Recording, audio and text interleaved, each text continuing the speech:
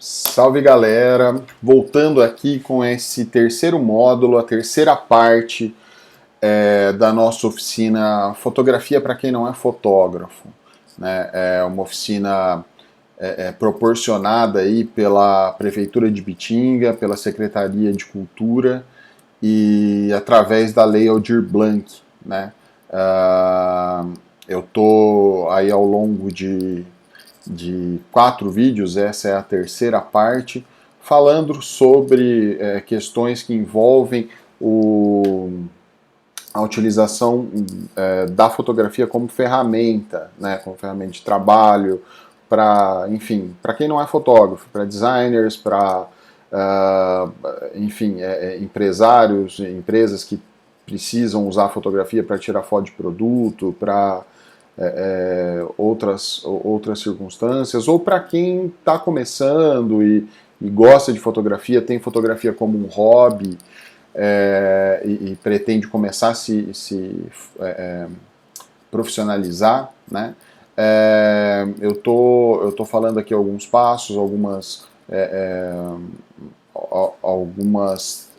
teorias, a parte de embasamento para quem é iniciante, né? Provavelmente se você já é fotógrafo, já trabalha com isso, esse conteúdo talvez seja muito básico, né? Mas o curso, a ideia da oficina, que já foi ministrada em diversas outras ocasiões, é realmente atender aqueles que não têm tanto conhecimento na área, né? E que precisam, por uma razão ou outra, começar a trabalhar com isso, a melhorar aí as suas capacidades, o seu conhecimento com relação à fotografia, tá? Bom, hoje a gente vai falar sobre outras questões, mais dicas, coisas mais práticas, né? Até então a gente estava com algumas dicas, algumas informações mais técnicas, mais gerais. Agora a gente vai falar mais sobre enquadramento, sobre tratamento de imagem, pré e pós-produção, né? Isso é uma coisa que eu falei no último vídeo e eu acho que é muito interessante a gente voltar, a gente atentar a isso, né? A gente tem 3 momentos aí, né, principais, que seriam a pré-produção, a produção da fotografia em si, que seria o clique, né, que seria a configuração da câmera e etc. E a pós-produção, que seria o que se chama de tratamento de imagem, de manipulação de imagem. Enfim, as 3 partes são igualmente importantes, né? Se você domina só a parte da câmera e não trabalha e não pensa na questão da pré-produção, da composição de cena, com certeza você o seu trabalho vai ficar aquém do que poderia, né? E a mesma coisa para pós-produção, né? Muita gente fala assim, vamos tirar a foto de qualquer jeito e depois a gente corrige no Photoshop, né? O Photoshop não faz mágica, né? O Photoshop ele precisa que você tenha alguns fatores pré-estabelecidos, né? Se preocupe com algumas coisas, como por exemplo a questão do tipo de arquivo, a gente trabalhar com arquivo em RAW, que é o arquivo nativo da câmera, é muito interessante, é muito importante para a gente conseguir tirar melhor proveito do tratamento, né, da manipulação. Então é interessante a gente conhecer todo o processo, né? Eu, no caso, me especializei, trabalho mais especificamente com a parte de tratamento, né? Não só tratamento fotográfico, é como eu venho falando aqui, a fotografia é uma ferramenta, né? Muitas vezes eu preciso tratar as fotos, muitas vezes porque a foto chega para mim crua, né? Eu preciso fazer alguma coisa com ela para usar no layout, muitas vezes eu preciso produzir essa foto porque eu não tenho, o cliente não tem, etc. Mas assim, a minha parte é a pós-produção. E tem gente especializada em pré-produção muita gente especializada na fotografia em si, né? O ideal é a gente conhecer todo o processo e aí se especializar naquilo que mais se identifica, que mais vai gostar de trabalhar. Isso é muito importante. Tá ok? Eu vou voltar para a minha apresentação aqui.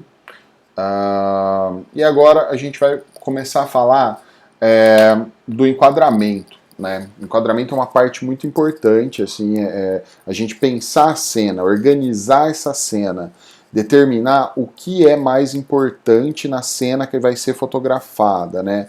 Se é um produto, se é um ambiente, se é, enfim, um modelo, a gente pensar ali na posição, a gente pensar na composição, no que está em volta desse ambiente, no que vai fazer parte dessa cena, né?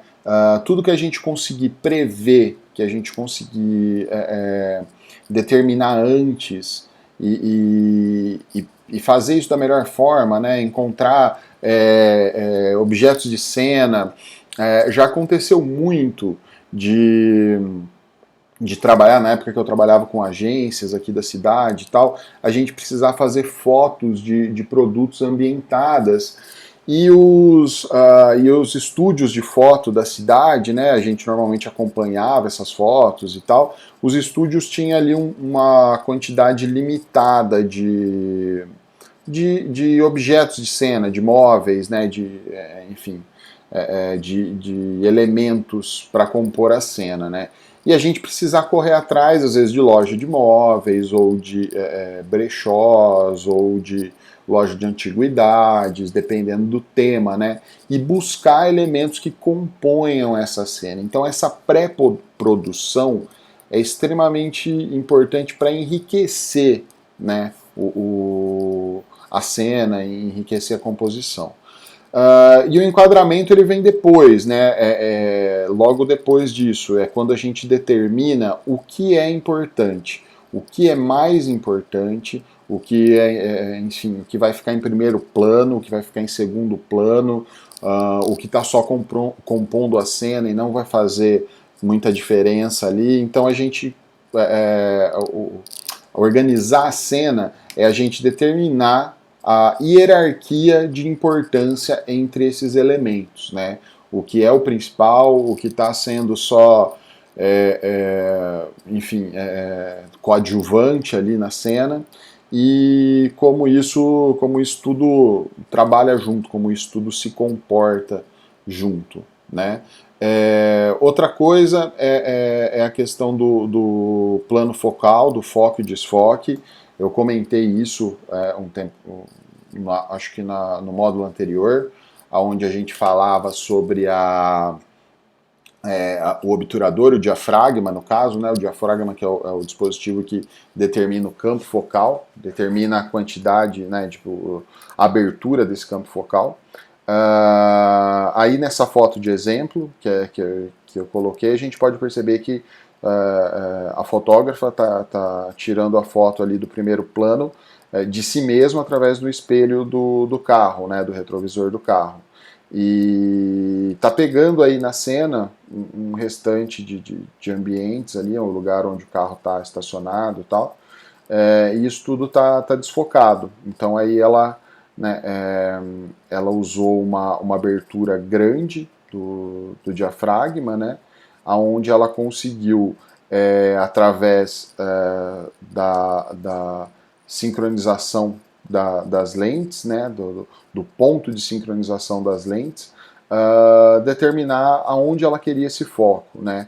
Ela queria o foco no retrovisor, ela poderia determinar esse foco lá para frente, enfim, num outro elemento e desfocar o retrovisor e tal, mas isso foi pensado por hierarquia. O que ela queria mostrar? Queria mostrar ela com a câmera, né, refletido no espelho. É um enquadramento bem legal, uma composição de cena bem interessante que ela conseguiu aí, né? Porque ela usou um requadro do retrovisor para se encaixar lá dentro e mostrar ela com a câmera, né? Então eu fiz uma foto uma vez muito parecida com essa, mas com o carro em movimento. Eu estava óbvio, eu estava no banco do passageiro, né?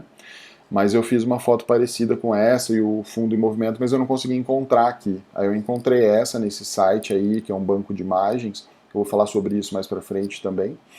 E, e é bem interessante, né? Então ela criou ali um requadro onde ela se inseriu, né? E aí contextualizou ali no ambiente onde o carro estava estacionado. É bem interessante, né?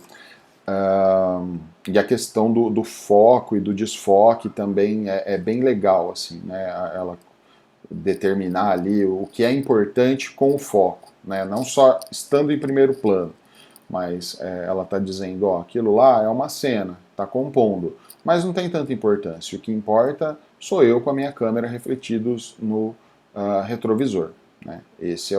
É a mensagem que ela está passando, né, com essa composição de cena, né?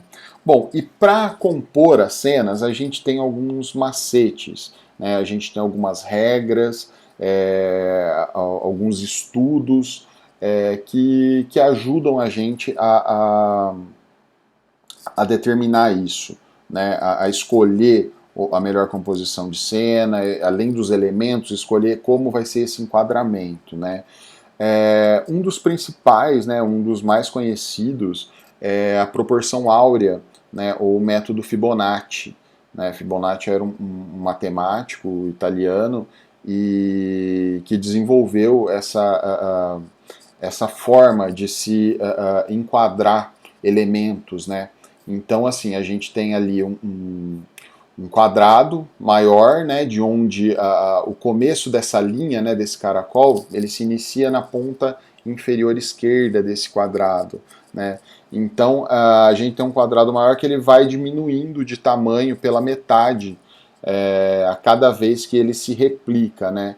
E o caminho desse caracol vai acompanhando simetricamente essa diminuição e essa posição dos quadrados, né? Dos quadrados aí em cada uma das vezes divididos pela metade do tamanho, né?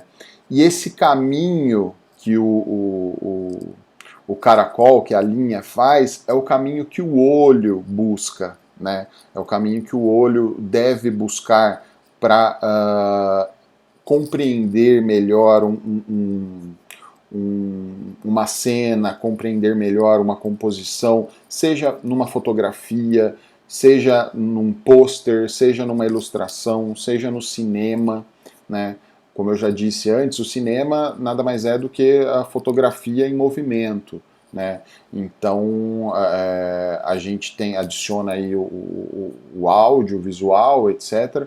E a gente tem aí um filme.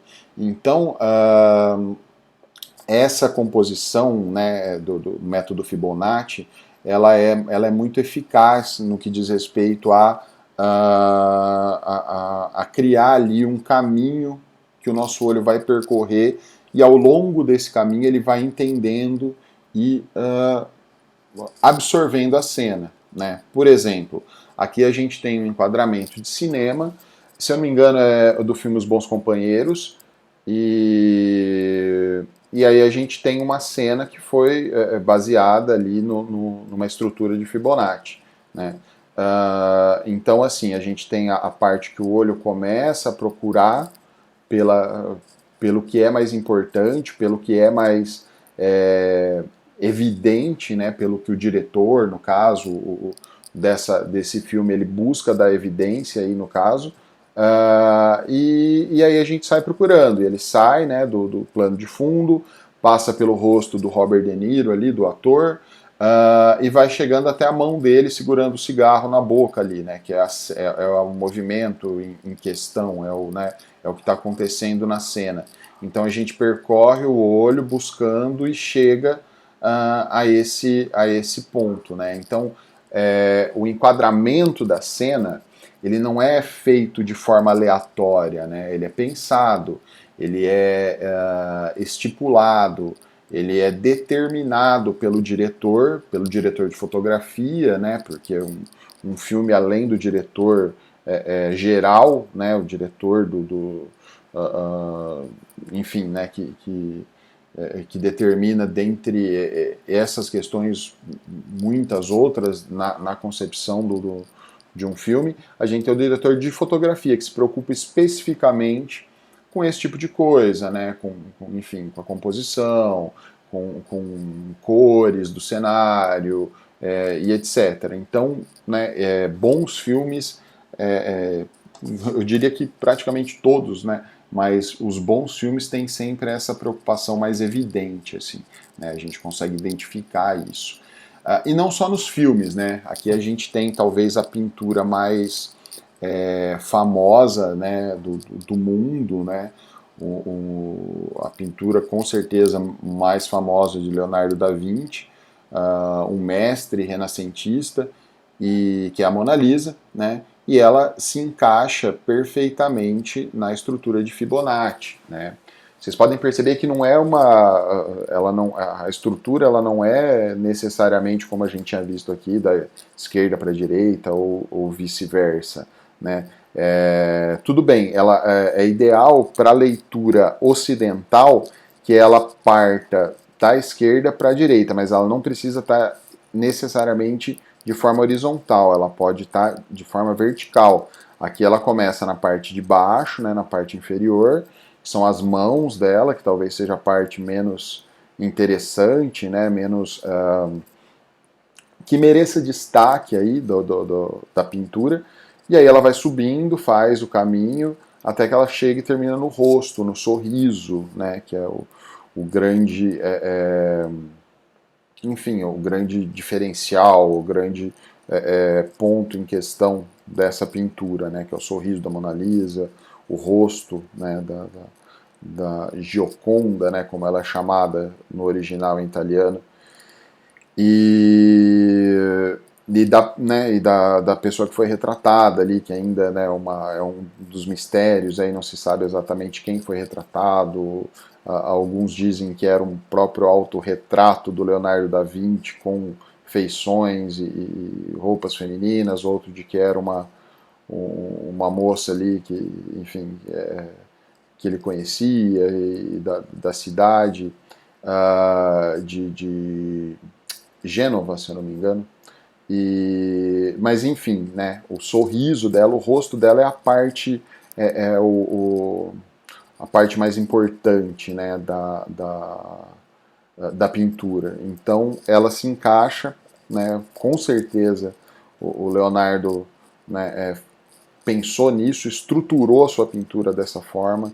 Isso a gente encontra desde, né, de obras clássicas como essa, até cinema contemporâneo, como eu mostrei para vocês, e passando por, enfim, né, a própria fotografia, ilustração, páginas de histórias em quadrinhos, etc. Quando bem elaborado, ele se encaixa ou numa estrutura de Fibonacci ou em algumas outras estruturas que a gente vai, algumas delas a gente vai falar aqui também, né? Uma outra regra, essa aqui bem específica para fotografia ou para, enfim, ela se aplica também para outras formas de arte visual, né? No caso pinturas e cinema, etc. Mas é muito usada na fotografia, que é a regra dos terços, né? A gente divide a imagem, né, a cena, em 3 terços horizontais e 3 terços verticais, né? E aí a gente encontra esses 4 que são os pontos de ouro, né, como as pessoas costumam chamar, como, né, os fotógrafos costumam chamar, que são os pontos principais aonde nós devemos deixar as partes mais importantes, ou podemos deixar as partes mais importantes dessa imagem, que é onde o nosso olho vai buscar enfim, a referência, vai buscar algo ali de interessante e tal, são esses 4 pontos ao redor do centro, né? A gente cortando a cena, seja um quadrado, um retângulo, né, wide ou convencional. No caso aí é uma tela na proporção 16:9, provavelmente, né, uma proporção horizontal. E aí a gente tem os 4 pontos, né, os 4 golden points, golden spots, se eu não me engano, é como costuma se chamar, que são os pontos principais, né? Por exemplo, aqui nessa foto, essa estrutura aí, a gente consegue deixar ela pré-estabelecida, ela pré-determinada no visor da câmera. E isso é bem interessante, assim. A gente pode usar isso na configuração para que ela fique pré-determinado ali e tal. Então a gente vai buscar esses 4 pontos, né? E vai tentar encaixar alguma parte interessante. No caso ali, a carinha do cachorro, né? O cachorro inteiro, ele está em 2 desses golden spots. O rosto dele, a carinha dele está em um desses pontos, né? Ah, a gente precisa colocar coisa nos 4? Não, é até interessante, você pode, óbvio, né? Se você tiver 2 elementos da cena, tentar encaixar ele nos 4 pontos ali, etc. Mas é legal também a gente buscar esse desequilíbrio que gera um certo... chama atenção, né? A gente tem só de um lado ali o elemento, o modelo, no caso o cachorrinho, isso chama atenção mais do que a gente encher a cena, né? Mas ao invés de deixar ele no meio, deixar muito no canto, buscar um enquadramento nesses 4 pontos principais. Isso vai deixar a foto mais equilibrada naturalmente, né? Uma coisa, eu acho que eu não vou ter o exemplo aqui, não.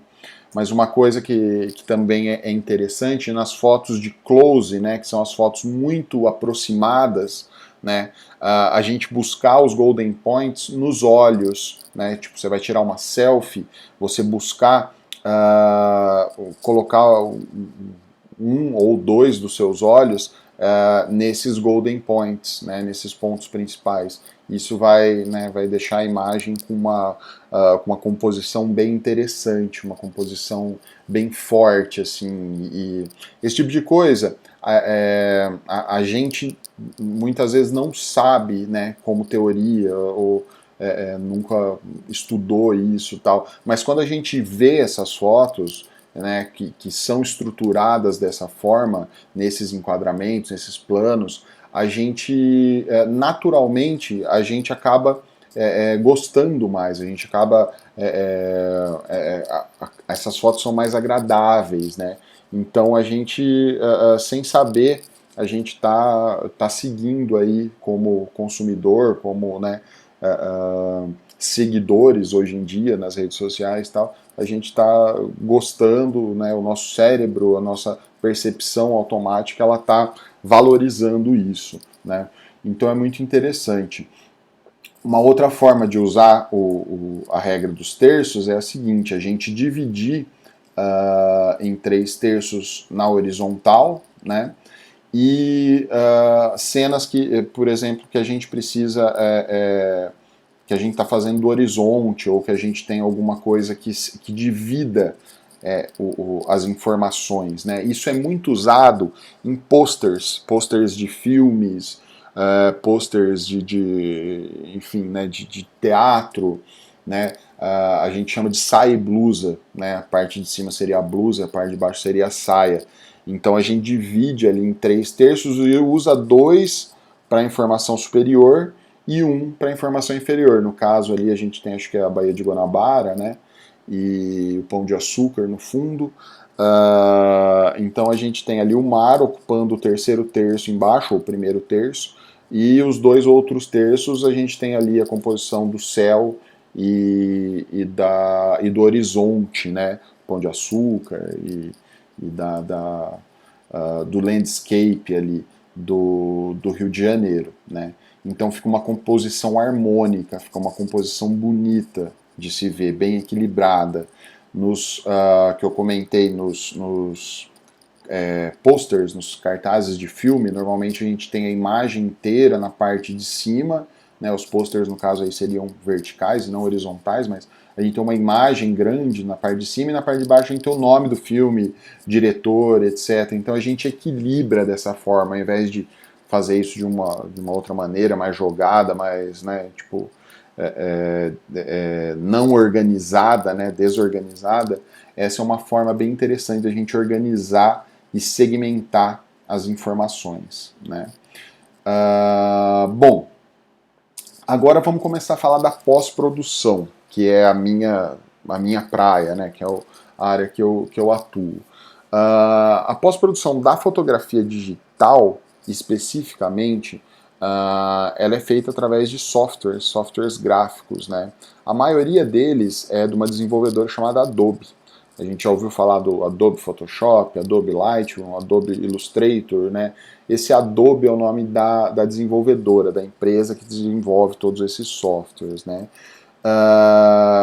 Existem outros softwares, mas nenhum deles, assim, pelo menos que eu tenha conhecimento, é tão completo e tão utilizado, né, quanto esses softwares da Adobe.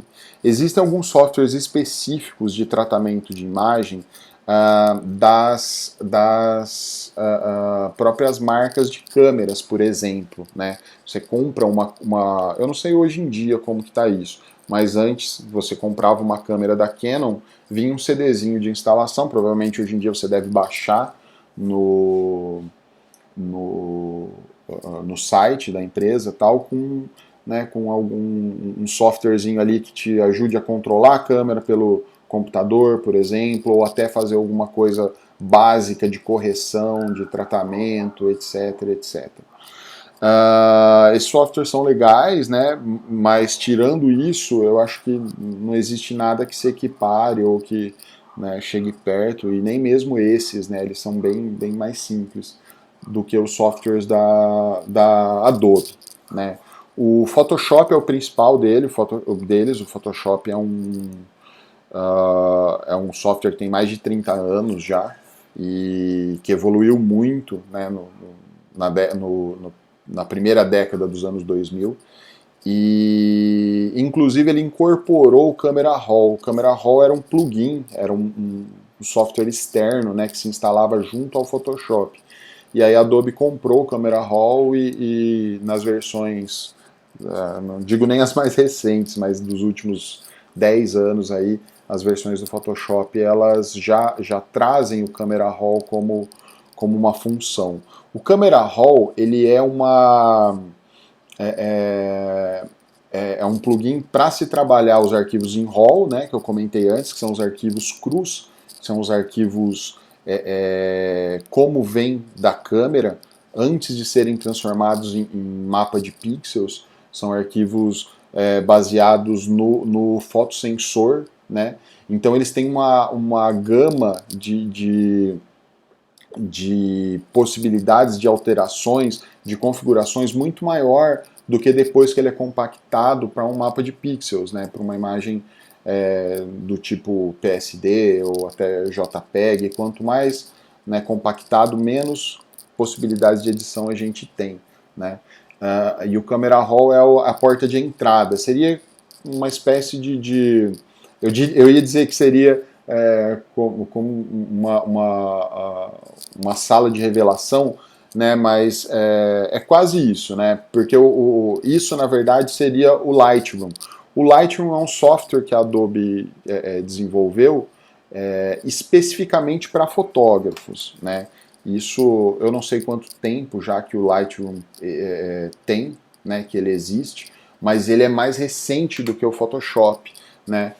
Mas ele deve ter aí seus 20 anos fácil, 15 anos pelo menos fácil. E ele é uma versão, não vou nem dizer que é uma versão do Photoshop específica para fotógrafos, porque ele tem elementos do Photoshop, ele tem elementos do Camera Raw e ele tem elementos de um navegador da Adobe, que é o Bridge, né, que é um navegador de arquivos, organizador de arquivos e tal. E o Adobe Lightroom, ele meio que condensa tudo isso, né? Ele junta tudo isso, pega a parte do Photoshop que é específica para tratamento de foto, junta com o Bridge, que tem toda essa parte de organização de arquivos, de, de, de metadados. O que são os metadados? São as informações com relação à câmera, né, que foi fotografado, configuração de obturador e diafragma, que a foto foi tirada, além de data, etc. Tudo isso fica gravado nesses arquivos em RAW, né? E o Lightroom ele trabalha com isso muito bem, assim. Então você pode organizar os arquivos por data, por tipo de câmera, por, enfim, né, várias outras formas, e acessar eles por ali. Além de visualizar os arquivos em RAW, que a maioria dos navegadores, tipo o Windows Explorer, por exemplo, não possibilita, né, você visualizar um arquivo em RAW. E o Lightroom funciona como navegador por isso também. Você consegue organizar, ver os arquivos sem precisar abrir eles para editar, né. Então ele é muito, muito interessante. Ele não é tão completo quanto o Photoshop, né, por exemplo, a questão de montagens, né, a gente vai falar sobre isso, questão de composição, né, de cenas e tal. Ele já não traz essas funções, isso daí já é mais específico mesmo, mas, né, é uma coisa mais para designers do que para fotógrafos, né. Então o Lightroom ele é específico para fotógrafos. E o Camera Raw ele ele tem alguns elementos do Lightroom, mas é uma porta de entrada para os arquivos em RAW dentro do Photoshop, tá? Vamos voltar para a apresentação. Eu vou fazer acredito que no próximo módulo, eu vou fazer uma apresentação em tempo real, assim, de alguns, enfim, de alguns arquivos, algumas imagens, algumas fotos em pós-produção, tá? E aí a gente volta a falar desses softwares. Bom, as correções básicas que a gente costuma fazer quando a gente traz uma foto da câmera, elas normalmente podem ser feitas tanto no Camera Raw, no Adobe Camera Raw, como no Lightroom, né? Elas podem ser isso se os arquivos estiverem no formato RAW, né? Se a gente tiver tirado com uma câmera profissional, se a gente tiver trabalhado aí, né, desde a pré-produção até a pós-produção, né, com uma equipe ou com um pensamento organizado e tal. Mas pode acontecer alguns casos onde a imagem já chega para a gente em formato compactado, né, um JPEG, enfim, um PNG, um PSD sem camadas, a gente vai falar um pouco sobre camadas logo mais. Mas enfim, não é o fim do mundo, dá pra gente fazer alguma coisa. Aqui, por exemplo, é uma foto que foi tirada numa câmera compacta, né? E na esquerda é a foto original, né? E é um bulldog campeiro ali no seu ambiente de trabalho, né? O bulldog campeiro é um cachorro que é utilizado para lidar com rebanho, para lidar com gado e etc. E essa foto foi tirada ali, né, no ambiente, enquanto o criador estava acompanhando ali o cachorro e o gado e tal. E eu fiz esse tratamento, né? Eu fiz esse tratamento aí na foto e tal. A gente conseguiu devolver a cor natural do cachorro, né? Que estava bem escuro ali, estava bem... É a questão da exposição, né? Lembra que a gente tinha falado lá da fotometria, para a gente conseguir determinar qual que é a melhor luz para o ambiente? O que acabou acontecendo aí nesse caso? O cara devia ter, sei lá, diminuído a velocidade do obturador ou aumentado a abertura do diafragma. Primeiro, que ele não tinha essas possibilidades em mãos, porque ele estava tirando a foto com uma câmera compacta ou com um celular, né? Então ele não tinha as condições de configurar isso, ele não estava com uma câmera profissional, né? Segundo, a gente tem um ambiente aí meio complicado, por quê? O cachorro está na sombra, né? No primeiro plano. E a vaquinha, ela está no sol no segundo plano, certo? Então como que a gente faz? A gente configura, se eu abrir muito o meu diafragma, ele vai focar o cachorro e vai desfocar a vaca. E o cara não queria isso, ele queria um plano aberto, né? Para a gente trabalhar com plano aberto, a gente tem que trabalhar com o número do diafragma, né? A abertura do diafragma pequena, o número lá em cima, para ele pegar o maior campo focal possível, né? Isso já diminui a entrada de luz e a gente já tem o cachorro na sombra. Ah, mas aí ele compensa no obturador. Tudo bem, mas a gente está fotografando seres vivos, né? Então é diferente da gente estar fotografando uma árvore. Então, se eu colocar a velocidade do obturador muito lenta, pode ser que essa vaca se mexa, pode ser que o cachorro mexa a cabeça, e isso vai borrar a foto, né? Pô, o que, que a gente faz então? A gente faz o que dá, né? E depois trabalha na pós-produção, no Photoshop. Eu fiz um tratamento inicial no Adobe Camera Raw, né? A gente consegue abrir JPEG no Camera Raw, Gabi? Consegue. A gente não tem todas as possibilidades de correção que a gente teria num RAW, mas a gente consegue fazer algumas coisas ali ainda, né? Recuperar algumas partes e tal. E depois eu terminei de trabalhar, né, especificamente, parte por parte, trabalhar as cores que eram do cachorro, as cores que eram da grama, as cores que eram do céu, as cores que eram da vaca, tudo isso separadamente no Photoshop, né? Eu não fiz nenhuma manipulação aí, eu não mexi nessa imagem. O cachorro ele tinha que estar exatamente como na foto, a vaca também, então eu não recortei, eu não copiei, eu não colei cor de lugar nenhum, né? É exatamente o que estava na cena. A única coisa que eu fiz foi representar, ou melhor, corrigir, né, as cores para que elas representassem exatamente o que estava sendo visto no dia, né? E não a forma como saiu na foto, em decorrência enfim, das limitações técnicas ali do dia, né? Esse é um outro caso também bem interessante. Esses casos são todos casos reais, assim, né? Casos de clientes meus, casos práticos, assim. Eu fui tirar essa foto para uma empresa de Itápolis, né? Uma empresa que... Essa foto fui eu que fiz e eu que tratei. Mas você fala, pô, Gabi, né, como que você, né, tipo, tirou... Você falou de pré-produção, como é que você tirou essa foto lá em cima com essas laranjas aí meio verde, metade amarela, metade... É o que eu tinha em mãos, né? Na verdade, a empresa, ela vendia esses sacos, né? Eu esqueci o nome agora do saco, mas é saco de nylon, mas tem um nome específico, que é sacos para agropecuária, né? Para trabalhar com coleta de frutas e etc, né? E a gente tinha que dar assim, nitidez, dar, né, vida para a composição, né? Isso foi usado numa revista e tal. Só que aí a pessoa que ia me entregar as laranjas demorou para entregar, metade amadurou e metade não, né, não ficou verde ainda, tal. E aí é o que eu tinha em mãos. Então o que, que eu fiz? Né? Eu tentei tirar a melhor foto possível, né, dentro da minha possibilidade. E aí depois eu fui corrigindo as cores, né, tentando deixar porque a laranja, no caso, ela não é o carro-chefe, né, da foto. O cara não vende laranja, ele vende o saco, né, ele vende o saco de nylon. Mas a laranja tem que estar bacana, né, a laranja tem que estar bonita. Então a gente pega a foto ali em cima, pô, ela não tá legal, tá parecendo que tá meio passada, tá um negócio meio esquisito, né.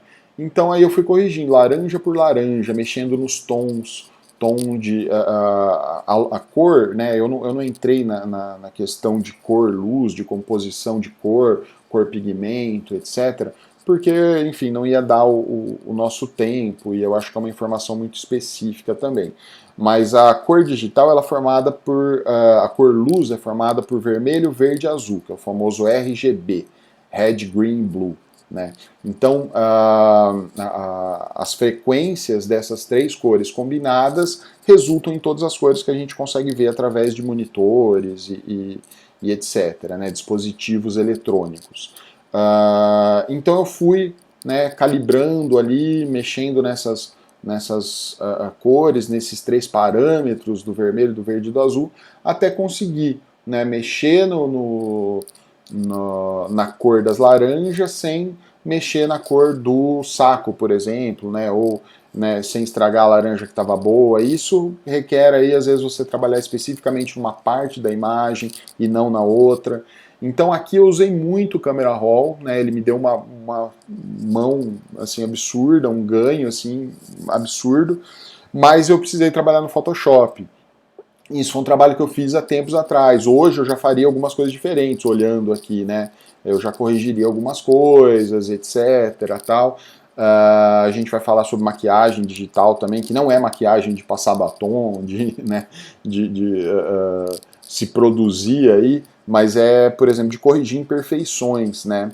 Eu corrigi algumas imperfeições aí nessas fotos, mas hoje eu corrigiria mais, assim, eu faria algumas coisas diferentes.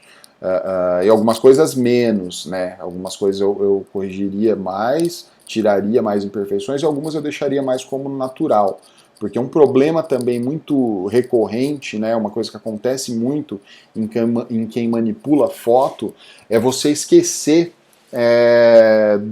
de que as imperfeições fazem parte da vida real, né? Quem já não viu nessas enfim, nessas imagens que às vezes a gente recebe no WhatsApp ou no e-mail, etc. Tal, uma atriz na capa de uma revista sem umbigo, né? Que o cara que estava lá tratando a foto, né, da revista tal, ele estava às vezes, né, tipo tão vidrado com um zoom muito alto, né, trabalhando ali que ele nem viu o que ele estava fazendo, achou que era uma pinta, que era uma cicatriz e tirou o umbigo da atriz, né? E aí a atriz foi para a capa da revista sem umbigo, né? Então, assim, às vezes as pessoas maquiam muito, tiram muita imperfeição, que aí, né, na hora que vê a foto, fala, pô, mas sou eu, né?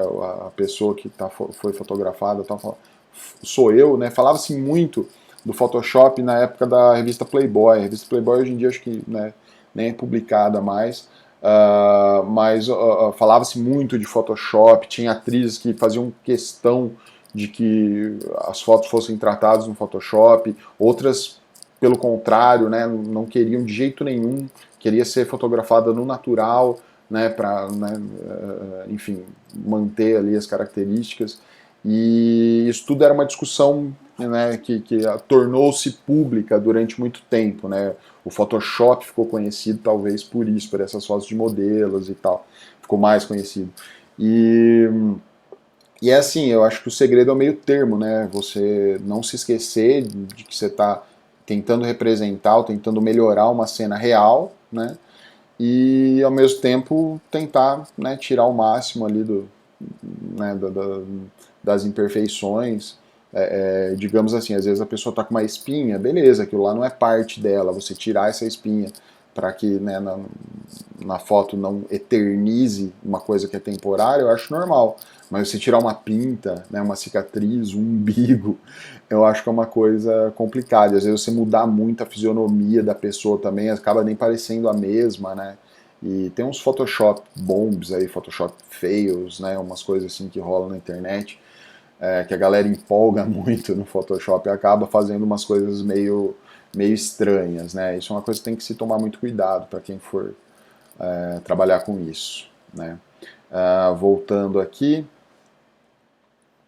fotografia de produto. Fotografia de produto eu acho que é uma coisa que eu fiz muito na vida, assim, fiz muito, muito mesmo, assim, aqui em Ibitinga, né? Eu me formei em 2006, trabalhei ainda até 2008 em Londrina, e agência de propaganda, clientes diversos, de áreas diversas e tal, e depois eu acabei voltando para Ibitinga por questões pessoais, tal, minha família toda daqui, etc.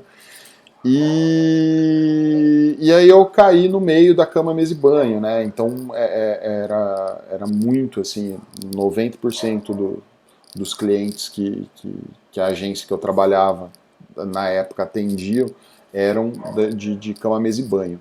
Então eu trabalhei muito com tratamento de foto de produto, com manipulação de foto de produto, com acompanhamento de foto de produto, pré-produção, pós-produção, tal.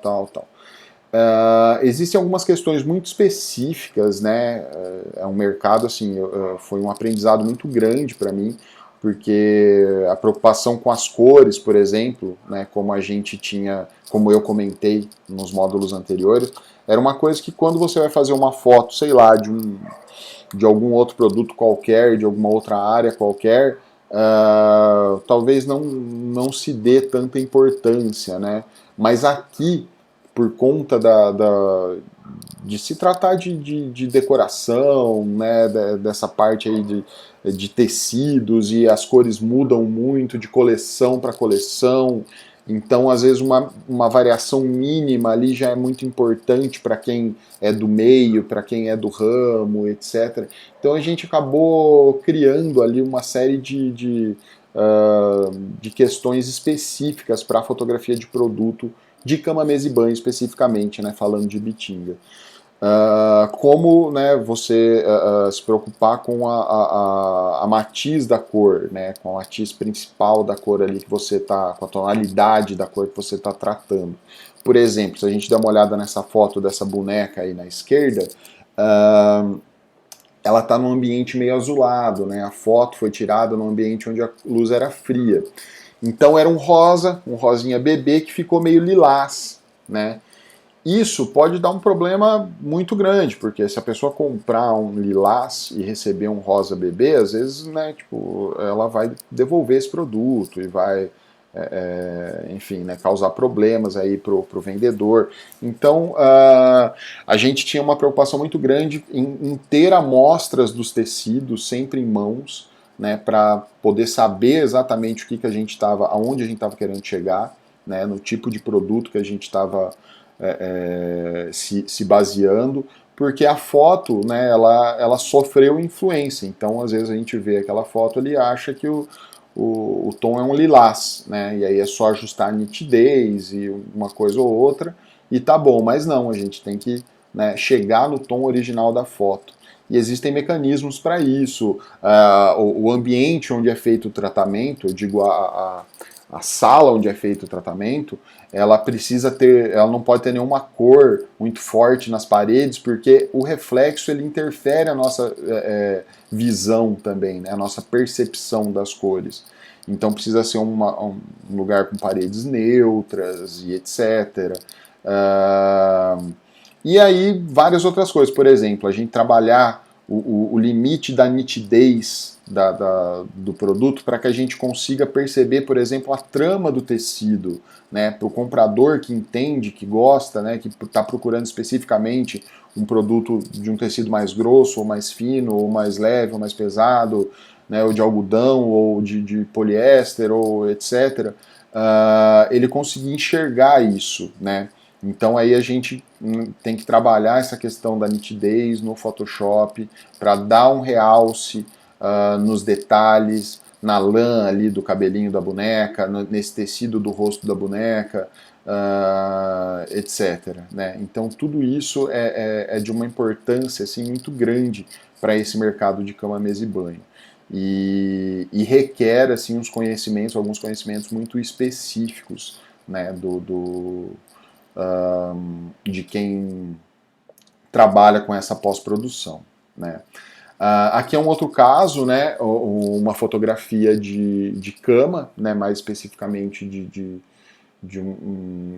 cama, mesa e banho, mas de enxoval, né, é um enxoval ali, várias peças e etc, né. E esse enxoval, por si só, a gente pode até falar da questão da luz, né, que ela está mais azulada lá em cima, e a primeira coisa que precisou ser corrigida aí no tratamento, né, existem algumas imperfeições ali no fundo, na parede e tal, que foram trocadas, foram tiradas, né, que é a parte de maquiagem digital, né, que, como eu já disse, não tem nada a ver com produtos de beleza, é mais assim a gente rebocar, né, algumas coisas, tirar as imperfeições e etc. Mas nessa foto, né, eu trago aqui para vocês porque tinha um caso muito específico. Né, a gente tem ali um matelacê, né, um detalhe matelado na parte superior ali, na parte de cima da cama, que vocês conseguem ver ali, são algumas flores e etc., que são um relevo, né, o matelacê nada mais é do que uma costura em relevo, assim, no tecido, né? E isso não ficou evidente, né? Não ficou evidente de forma nenhuma na foto.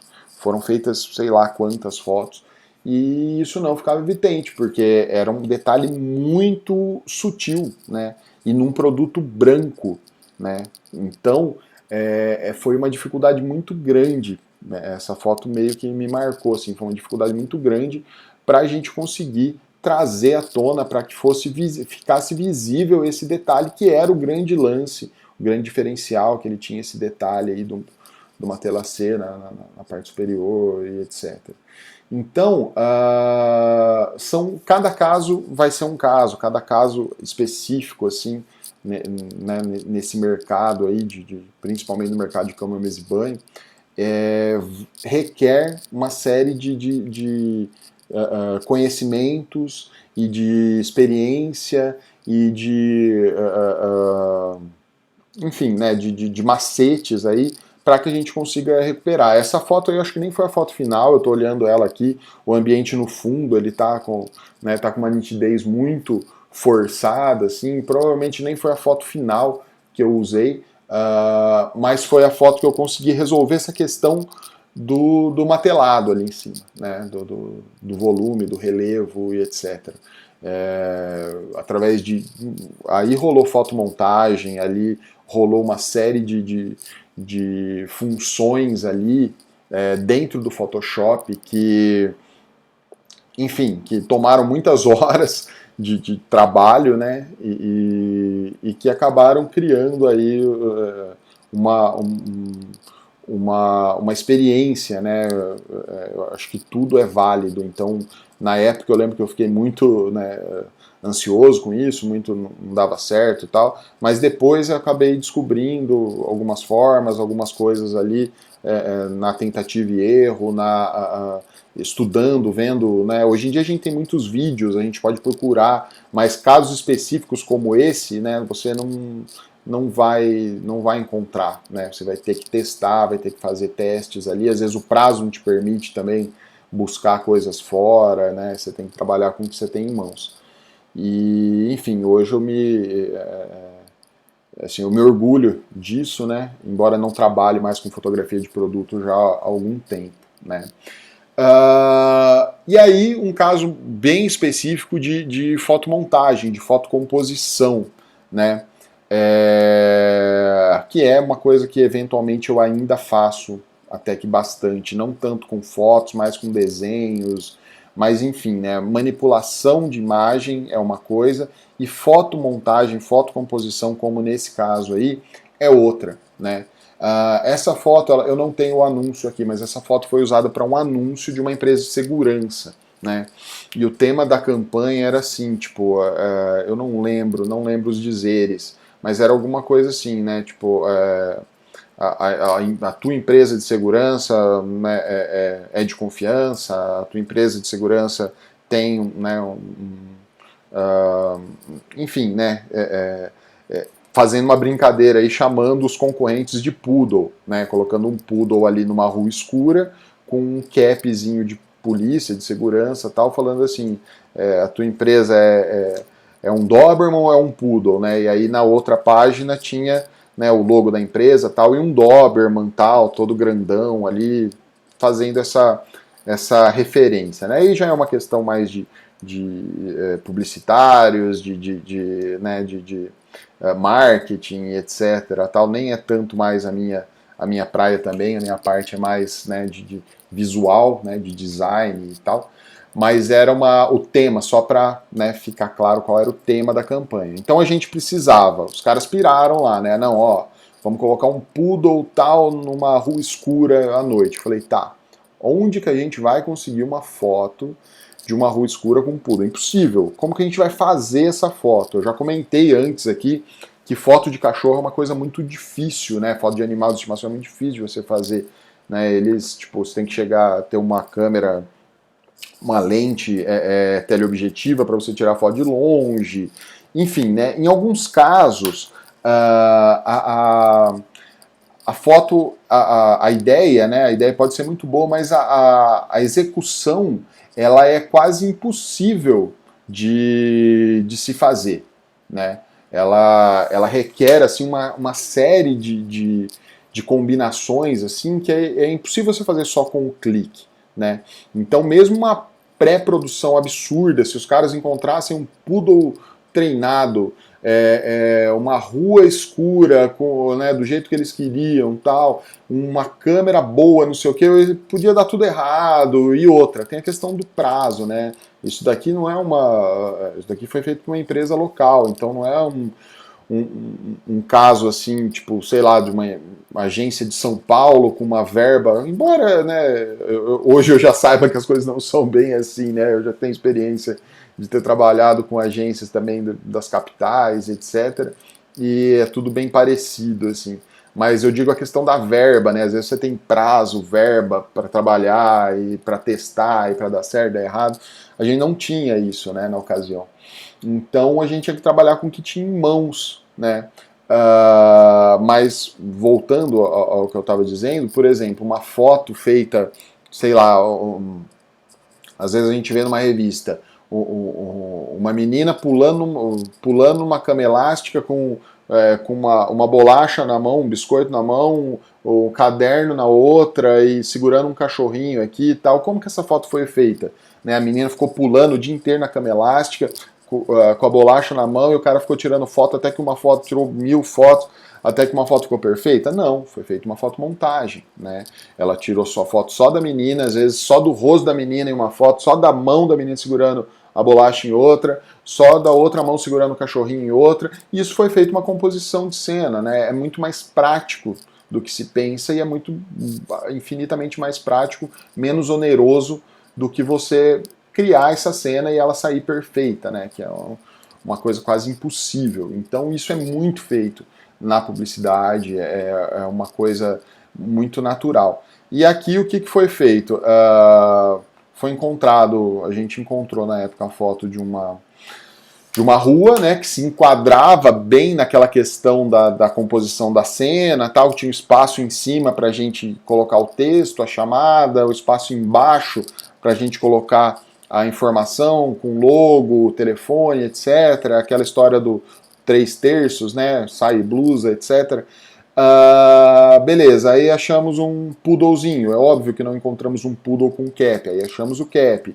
Então, recortei o cap, recortei o cachorrinho, coloquei na rua, aí vai a sombra do cap no cachorro, a sombra do cachorro na rua, a luz, né, que seria do poste ou da lua, enfim, iluminando o cachorro, mas deixando o resto da rua escuro, né, e enfim, né, e tudo isso de uma maneira assim, separar, tudo de forma separada, tudo composto ali, né? Várias cenas ali compostas e o resultado é esse da direita, né? Infelizmente eu não encontrei aqui o anúncio com os dizeres tal, mas é bem legal para a gente ver a cena, né? Ver como que a cena se resolve, né? Então a gente tem uma rua de dia que virou noite, um cachorrinho, né? Enfim, normal, um poodlezinho normal e um cap. E aí aqui na cena da direita, na composição, a gente tem uma rua escura com um cachorrinho de guarda, né?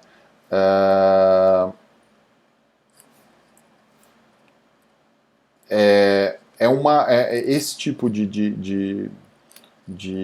como eu já venho dizendo, né? Esse tipo de composição ele é muito usado, né? Ele é muito comum, né? E a gente precisa ter um conhecimento, né, de fotografia, né, entender da onde vem a luz, para onde vai a sombra, como se comporta. Por exemplo, se eu jogar só o cap em cima da cabeça do cachorrinho, ia ficar parecendo, sei lá, montado, forjado, né? Então eu tive que colocar sombra ali, deixar o ambiente do fundo bem escuro. Então o fato de eu conhecer um pouco, né, de fotografia faz com que eu consiga deixar essa composição mais real, né? Então todo esse background que eu passei para vocês até agora, né, da questão do conhecimento, de composição de cena, de operação da câmera, de captura de luz, como que funciona a captura de luz e tal, serviu para eu já chegar e falar, ó, não vai dar para tirar foto, é melhor a gente fazer uma composição, né, porque não vai ter fotógrafo que consiga, produção consiga montar essa cena e capturar a imagem, né, no prazo que a gente tem, com a grana que a gente tem, e, né, partir para uma composição de cena que pareça, né, real. Então esse conhecimento ele é todo muito necessário, né? Todo conhecimento é necessário, mas especificamente falando da fotografia aqui, tudo é importante para chegar num momento como esse, numa bucha, né, num abacaxi desses e saber como proceder. Né? Então nesse dia especificamente, nesses casos que eu mostrei para você, o Photoshop ou o Camera Raw, o Lightroom ajudaram bastante. Nesse último ele salvou a vida. Né? Bom, aqui a gente está terminando então o terceiro módulo.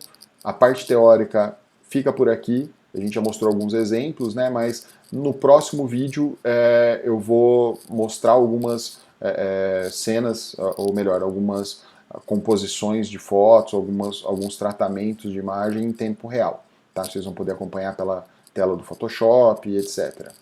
Se vocês estiverem gostando, então fiquem por aí. Agradeço mais uma vez a atenção e até mais.